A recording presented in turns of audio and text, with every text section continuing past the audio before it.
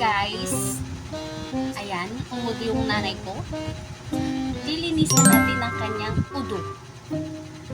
Ha? Samahan nyo ko guys. Tulungan nyo kung linisan natin ang udo ng nanay ko. Tawang-tawa yan. Inuduan mo, sabi ko, uduan mo si Maricel, hindi ako. Diba? Tingnan ko ni mo puting. Halika na guys, tulungan nyo ako ha. Napakalaki ng tubol ni Maria.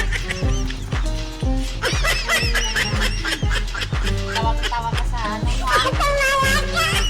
Yan na, linisan natin. Uy, yummy, yummy. Buti na lang. Talaga naman. Yan na. Bakit na bangunay? Sobrang bango guys. Ay, sorry. Ano, mabango? Yan na, angan.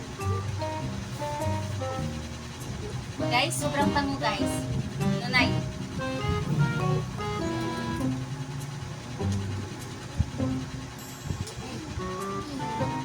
Sakit ba mo?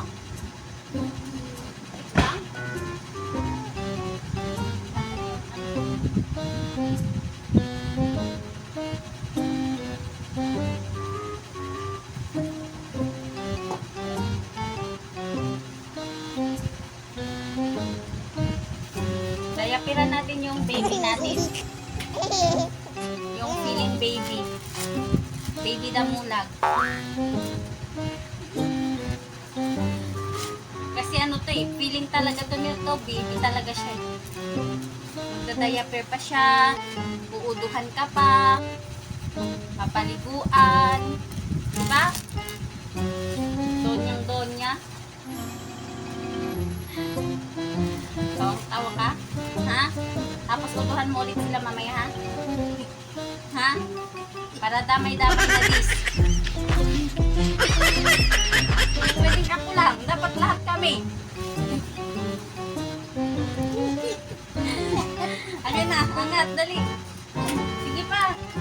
Sige pa. Oh, yan. Tulungan mo kay mabugatan mo puyit. Ay,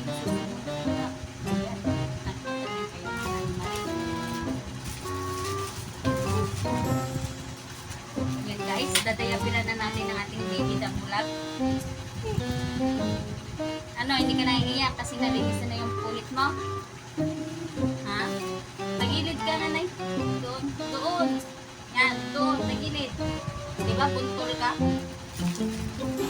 Hindi na po ni Maria mabuhat ng kanyang katawan kasi pataba ng pataba dahil kay Cardo.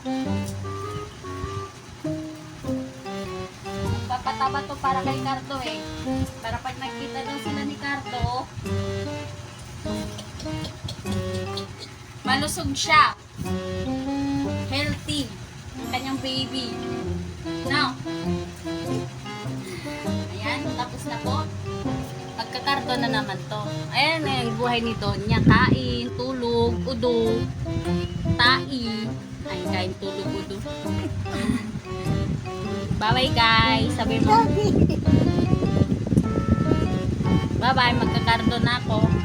Sabi mo.